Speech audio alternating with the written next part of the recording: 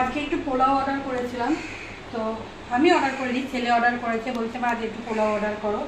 আর তার সাথে একটুখানি এমন একটু আলুর দমও করেছে, এই যে দুটো আলুর দম আছে আর তিনটে পোলাও অর্ডার করেছি। আর এটার মধ্যে মনে হচ্ছে একটু মাংস আছে, কারণ মাংসটা কেন করেছি, মেয়ে আলুর দম দিয়ে খাবে না, ওই যে ওর এক পিস মানে মাংস অর্ডার করেছি। আর এখানে হচ্ছে এটা, দাঁড়াও, এটা আলুর দম, এটা কি আলুর দম। তাহলে এতে একটু বাড়ি, চলো দেখি কেমন হয়েছে। মা দেখো, দেখো অল্প তো তোমার এই যে এখানেও একটু এড়ে নিই।